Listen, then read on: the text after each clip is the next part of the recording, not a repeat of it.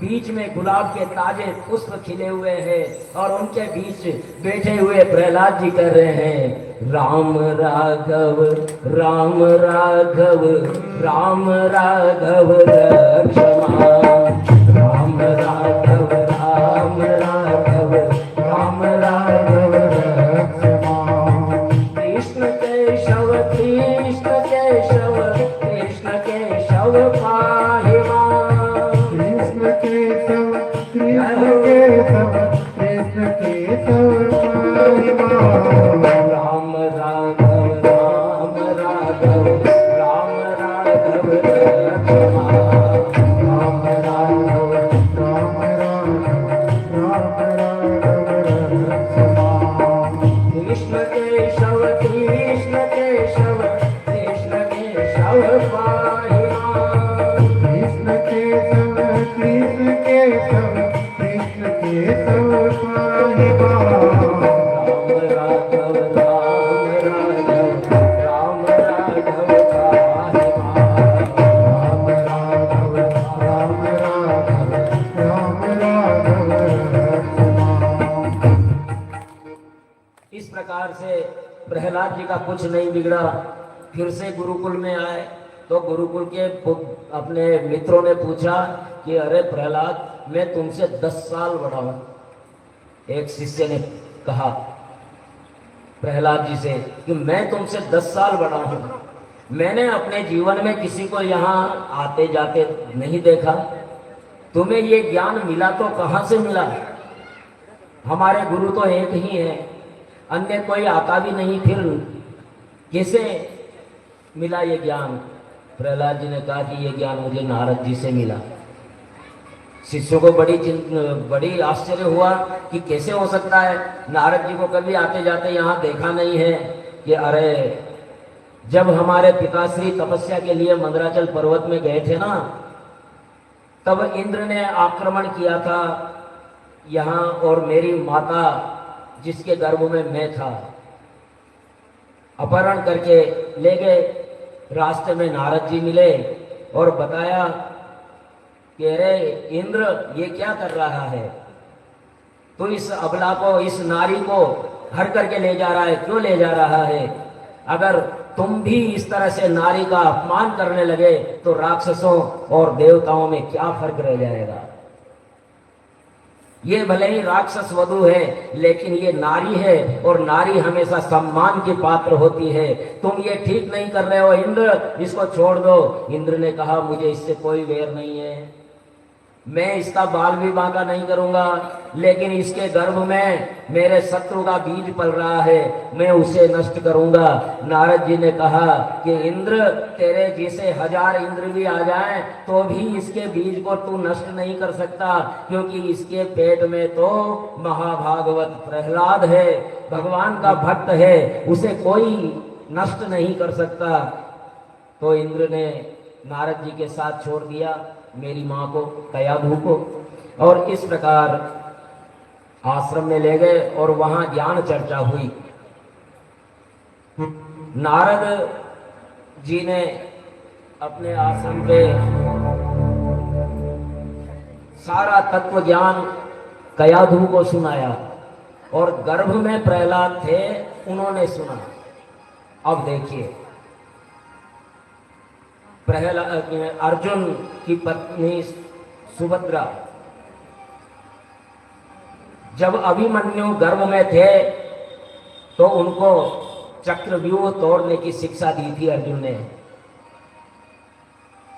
और वो अभिमन्यु को पता थी, गर्भ में सुनी हुई। और यहां देखिए प्रहलाद जी भी गर्भ में थे, नारद जी ने कयाधु को वो शिक्षा दी।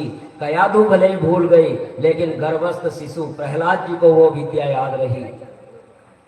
इसलिए जो भी गर्भवती माताएं हैं उनको अच्छे दृश्य देखने चाहिए, अच्छी शास्त्र की कथाएं सुननी चाहिए, ताकि गर्भस्थ शिशु उन कथाओं के आधार पर ज्ञान लेकर के गर्भ से बाहर आए। बोलिए कृष्णचंद्र भगवान की। तो प्रहलाद जी से नारद प्रणीत भक्ति का ज्ञान सुनकर के सभी ने कीर्तन किया, और फिर से कीर्तन किया तो फिर से हिरण्यकश्यपु ने वहां बुला लिया और कहा कि हे, तू तो बिगड़ा जो बिगड़ा, मेरे बच्चों को और बिगाड़ रहा है, आज तू नहीं बचेगा। किसके बल पर तू फूला हुआ है? प्रहलाद जी कह रहे हैं कि मैं उसके दम पर फूला हुआ हूँ जिसके दम पर ये सूर्य उगता है, जिसके दम पर रोजाना सूर्य अस्त होता है, जिसके दम पर ऋतुएं बदलती है, जिसके दम पर ये सृष्टि चराचर सृष्टि पैदा हुई है और प्रलय हो जाएगा, जिसके दम पर सृष्टि का कीड़ा मकोड़ा तक अपना आहार पाता है, मैं उसके दम पर फूला हुआ हूँ। हिरण्यकश्यपु ने कहा कि अरे तो फिर वो कहाँ रहता है? बोले, जो सब में है सब है उसमें, जो सब में है सब है उसमें, जो बसता मेरी रग रग में, जो बसता मेरी रग रग में, जो बसता मेरी रग रग में, जो बसता मेरी रग रग में, जो सतपंथ का पंथ प्रदर्शक, जो सतपंथ का पंथ प्रदर्शक, मुक्ति दाता श्री हरि है, मुक्ति विधाता श्री हरि है। तात दुखों इस नगरी से, तात दुखों की इस नगरी से। पिताजी, जो सब में है वही मुझ में भी है, आप में भी है, सब में है। अरे सब में है तो क्या इस खंबे में भी है क्या? मुझे तो नजर आ रहा है। हिरण्यकश्यप ने उस खंबे के गदा की मारी, जैसे ही गदा की मारी वो खंभ फट पड़ा और उसमें से हिरण्य नरसिंह भगवान का अवतार होता है। बड़ी कराल दाढ़े और बड़ी जटाएं बिखरी हुई और उसने सोचा कि ये क्या हो गया, तलवारें चलाता हुआ उसके सामने आ गया।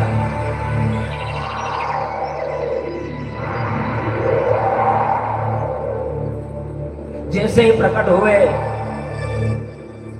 भयानक शब्द करने वाले को इधर उधर देख रहा था, कभी कमरे के भीतर से निकलते अद्भुत प्राणी को देखा, सोचने लगा न ये तो सिंह है न ये मनुष्य है, ये कौन है? अत्यंत भयानक रूप, आंखें बड़ी बड़ी, पीली दाढ़ें, बड़ी विकराल तलवार जैसी उनकी जीभ, कुएं डेरी और कान ऊपर उठे हुए, गर्दन के बाल हिलते हुए, भगवान का मुंह खुला तो जैसे किसी पहाड़ की गुफा खुल गई हो, पहाड़ की गुफा। और दहाड़ सुन करके हिरण्यकश्यपु के पैर भूज गए। हिरण्यकश्यपु ने सोचा हो ना हो ये मायावी विष्णु है, मुझे मारने का ढोंग रच रहा है। हिरण्यकश्यपु गदा लेकर भगवान पर टूट पड़ा और जैसे ही पतंगा आग में समाता है, हिरण्यकश्यपु को भगवान नरसिंह ने अपनी गोद में उठा लिया है और बेल पर ले आए हैं।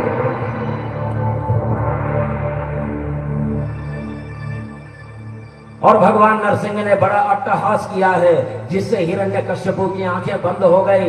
जिस हिरण्यकश्यपु को इंद्र के वज्र से भी खरोंच न आई, वही हिरण्यकश्यपु नरसिंह भगवान के पंजों से निकलने के लिए छटपटा रहा है, किंतु भगवान उसे दरवाजे पर ला करके जंघा पर गिरा लेते हैं। बोले, ब्रह्मा के वरदान को याद कर, ब्रह्मा के दिए हुए वरदान को याद कर, बता अंदर है या बाहर है, दिन है या रात है, धरती पर है या आकाश में है। नाखून लंबे लंबे तीखे नाखूनों को दिखा करके कहते हैं अस्त्र से मर रहा है या शस्त्र से मर रहा है, बता। हिरण कुछ बोल नहीं पाता है, घबरा गया है और उसने कहा था कि ब्रह्मा के बनाए हुए किसी महीने में ना मरूं, तो बता कौन सा महीना है? तो ये तो पुरुषोत्तम मास था। अब क्या करें, ब्रह्मा जी के सारे वचनों को पालन हुआ।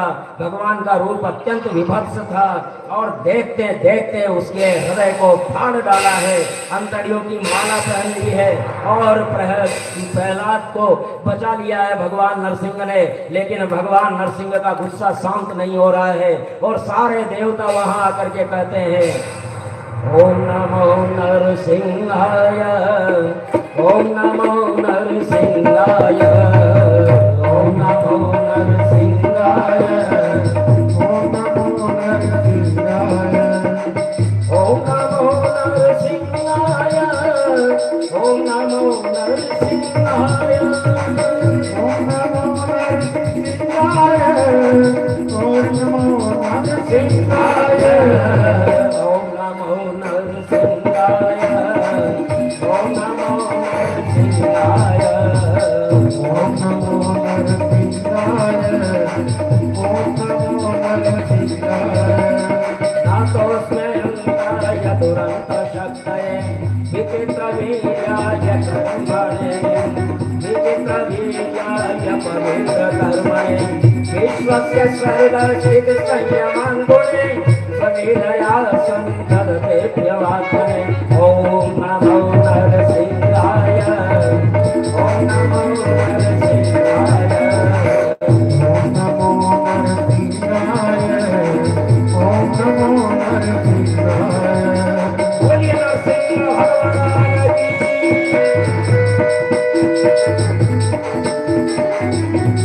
जय हो।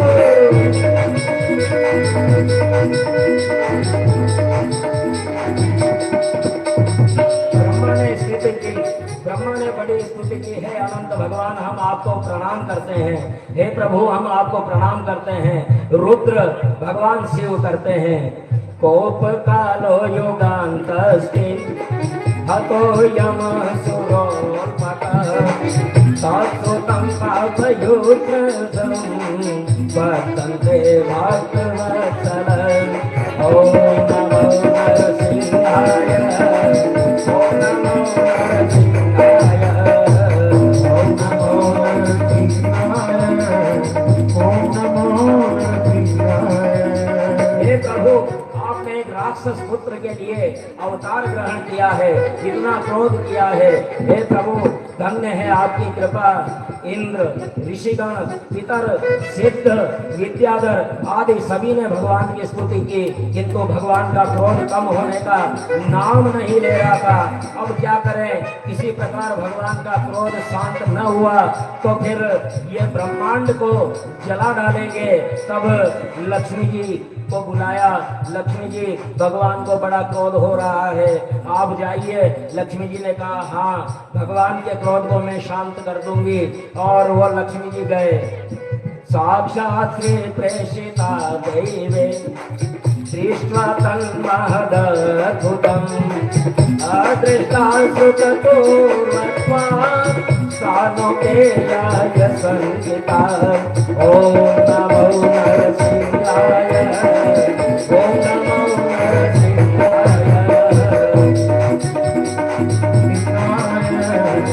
ओम नमो नरसिंहाय, ॐ नमो नरसिंहाय, ओम नमो नरसिंहाय, ओम नमो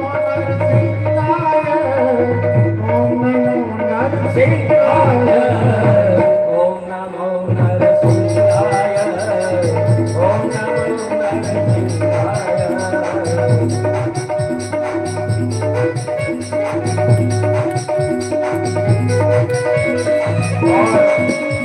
अपने घरों में फूली हुई, अपने घरों में फूली हुई लक्ष्मी जी जैसे ही अंदर गई और भगवान का गुफा जैसा मुंह फटा देखा, सिंह का मुख, और भयंकर दहाड़ लगाई है भगवान ने, भयंकर दहाड़ लगाई है। और इस दहाड़ में लक्ष्मी जी घबरा गए लक्ष्मी जी। जिस गति से गए थे उस दुगनी गति से वापस आ गए। मेरे वश का नहीं है आज भगवान का क्रोध शांत करना। तब ब्रह्मा ने प्रहलाद के मस्तक पर हाथ रखा और हाथ रख करके कहा, प्रभु बेटे तुम्हारे ही कारण भगवान को क्रोध हुआ है, तुम जाओ भगवान को पास जाओ, तब उनका क्रोध शांत होगा।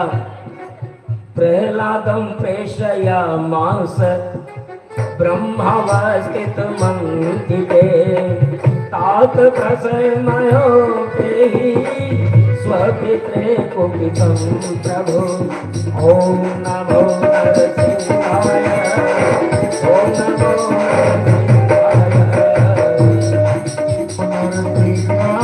बोलिए नरसिंह भगवान की।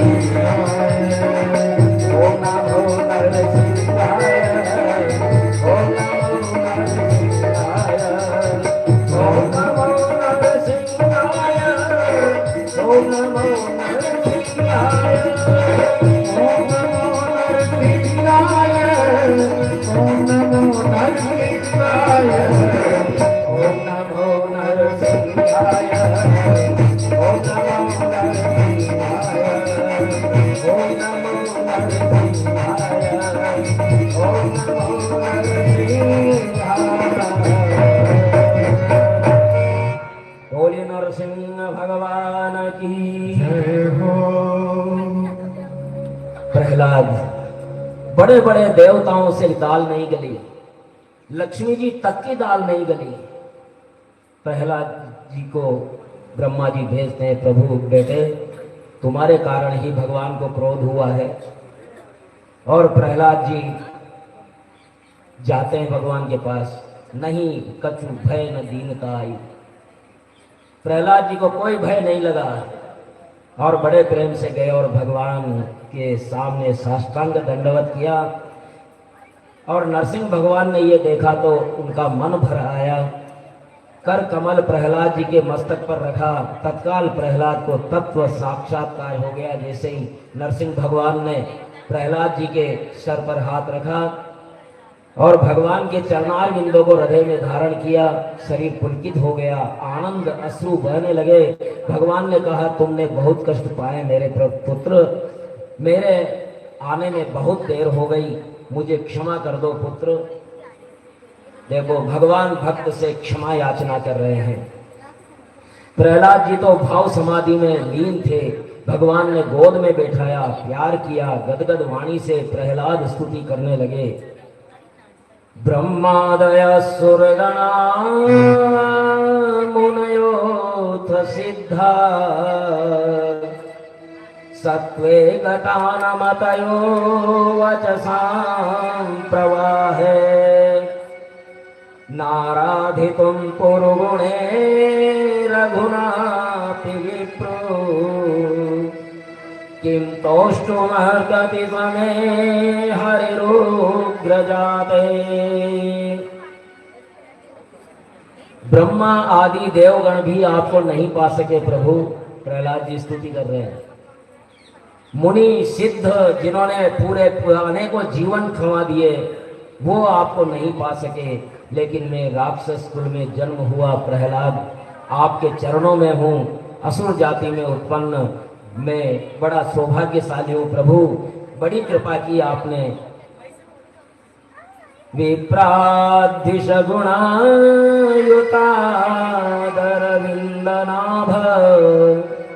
पादारविंद विमुखाश्च पचन् वरिष्ठम् मन्ये तदर्पित मनो वचने हितार्थ प्राणं पुनाति सतुलं न तु भूरिमान्। हे प्रभु, ब्राह्मणोचित गुण संपन्न ब्राह्मण भी यदि कमलनाथ के चरणों से विमुख है तो उससे तो वो चांडाल श्रेष्ठ है जो भगवान का भक्त हो। इसलिए हे प्रभु, आपने बड़ी कृपा की मुझ पर जो दर्शन दे दिए। और इस प्रकार भगवान ने प्रहलाद जी को बड़ा आशीर्वाद दिया है। कहा कि मान क्या मानता है, तो प्रहलाद जी ने कहा कि अब लोभ मत दो प्रभु, मुझे कुछ नहीं चाहिए, मुझे आपके चरण मिल गए बस, और कुछ नहीं चाहिए। और इस प्रकार जब कहा तो नहीं नहीं कुछ मांगना पड़ेगा, कि नहीं मुझे कुछ नहीं चाहिए, बस मिल गए। फिर उनको ध्यान आया, प्रहलाद जी को ध्यान आया, कहा कि हे प्रभु, मैं राक्षस कुल में जन्म लिया है और मेरे पिता ने, मेरे ताऊ ने और मेरे कुल के अनेकों लोगों ने आपका बड़ा विरोध किया है। मैं उनका उद्धार हो, उनकी गति न बगड़े, ये मैं आपसे चाहता हूँ। तो नरसिंह ने कहा कि अरे पुत्र, तेरे जैसा पुत्र जिस कुल में पैदा हो जाता है ना, उसकी 7 पीढ़ियां पिछली और 7 पीढ़ियां आने वाली तर जाती है, ननिहाल पक्ष की भी और पितृ पक्ष की भी। इसलिए उनकी चिंता तो न कर और राज्य कर आराम से, और जब तेरा समय आएगा तो तू मेरे धाम को आएगा। इस प्रकार कितनी ही बातें उपदेश भगवान कहते हैं। धर्म के लक्षण की बातें यहाँ होती है। तो इस प्रकार भगवान नरसिंह का ये अवतार आया। अष्टम स्कंद में मनवंतरों का वर्णन करते हुए सुखदेव कहते हैं कि तीसरे मनु में उत्तम हुए थे। प्रभु ने सत्यसेन के रूप में अवतार लिया। चौथे मनवंतर में प्रभु का हरि रूप में अवतार हुआ था और उन्होंने ग्राह से गजेंद्र की रक्षा की थी। सुखदेव कहते हैं कि त्रिकूट पर्वत पर सरोवर में वो जल क्रीड़ा करने लगा था। ऐसे में एक ग्राह ने उसका पैर पकड़ लिया था। गजेंद्र ने छूटने के बहुत प्रयास किए। हाथी थल पर बलवान था, लेकिन ग्राह जलचर था, इसलिए जल में उसका बल बढ़ा हुआ था। जीवात्मा गजेंद्र है जो त्रिकूट पर्वत पर रहता है, 3 गुणों से बद्ध रहता है। काल जब आता है तो सबसे पहले पांव ही पकड़ता है ना। 50 साल की आयु के बाद में घुटने थकने लग जाते हैं, घुटने उठने बैठने में परेशानी आने लग जाती है। यानी ग्राह ने पैर पकड़ लिया है, ये समझना चाहिए।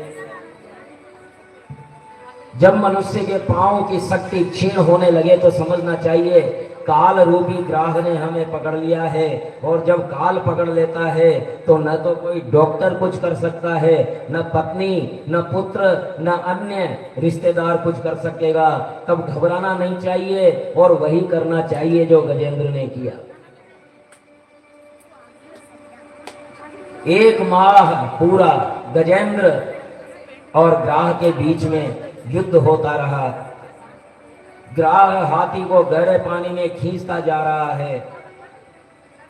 हाथी, गजेंद्र की पत्नियां, पुत्र सब बड़ा प्रयास करते हैं उसे छुड़ाने का, लेकिन कुछ नहीं चलता है।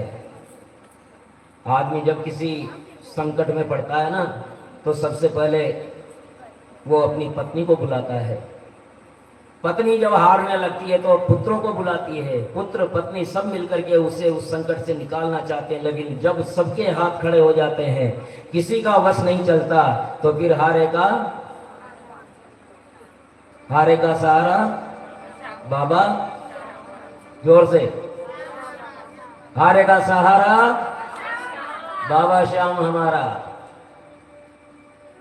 तो यहाँ हरि को याद करते हैं। वो 1 माह बड़ा युद्ध हुआ, सारे के सारे परिजन हार गए।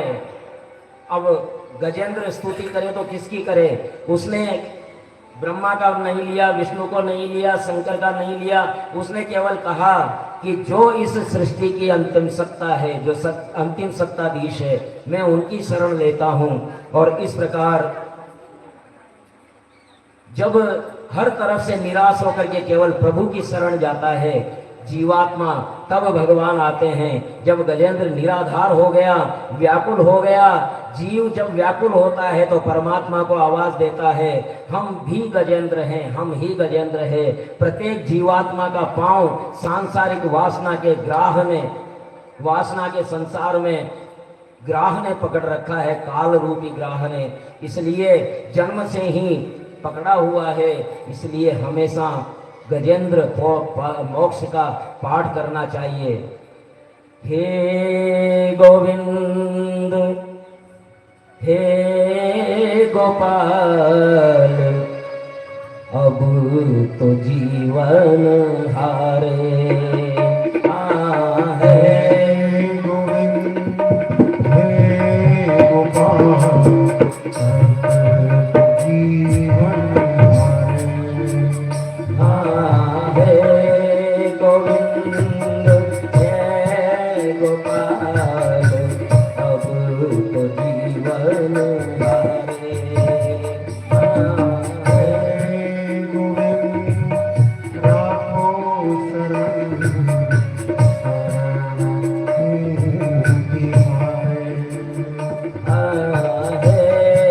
गोविंद हे गोविंद हे गोविंद हे गोविंद राखो शरण, शरण में तिहारे।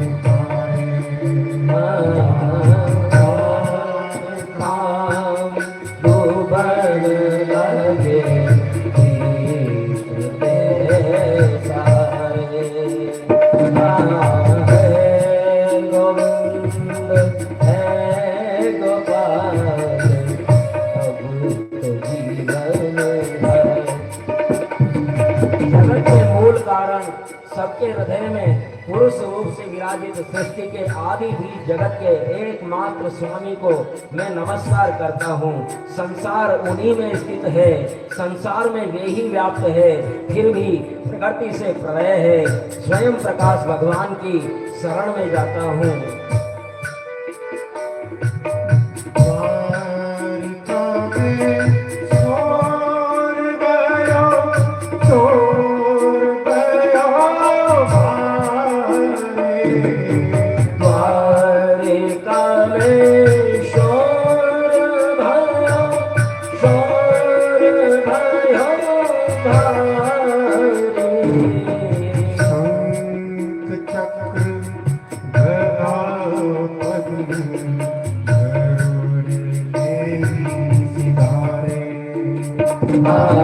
शंख चक्र गदा पद्म गरुड़ में सवारे।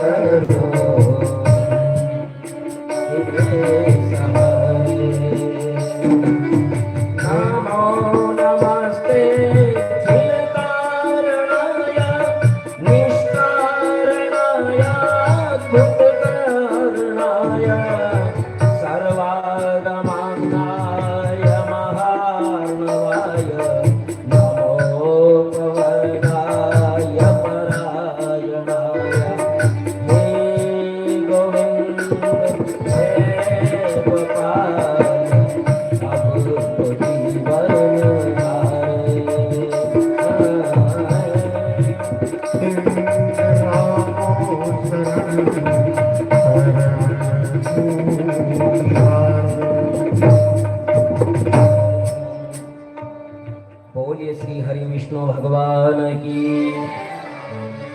नमो नमस्ते खिल कारणाय। आप मूल कारण के भी कारण है, आपका कोई कारण नहीं।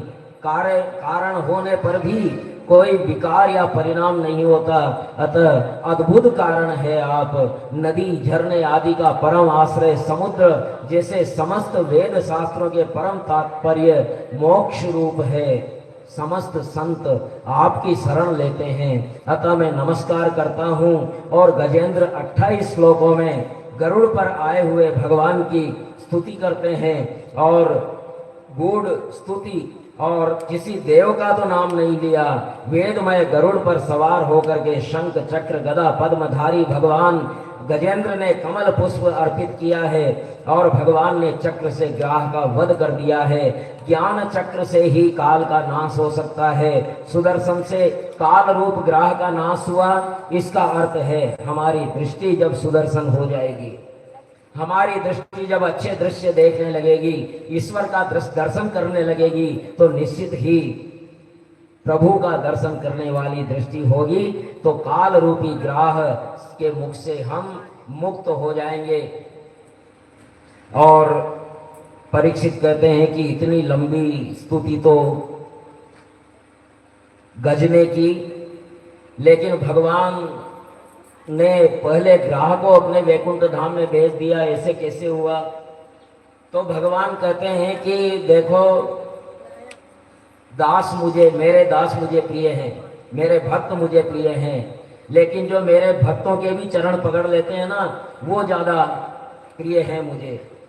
अब जैसे लाइट में कोई बिजली का शॉक किसे लगा है, किसी को करंट लगा है, दूसरे किसी ने पकड़ लिया उसको भी करंट लगा, तीसरा किसी ने पकड़ लिया उसको भी करंट लगा, लेकिन बिजली के करंट सबको लग रहे हैं, लेकिन जिसने पहले पकड़ा वो पहले नहीं मरेगा, पहले अंतिम व्यक्ति मरेगा। इसी तरह भगवान की शरण में जो दासों के दास हैं उनका पहले उद्धार होता है। और इस प्रकार परीक्षित पूछते हैं, गज और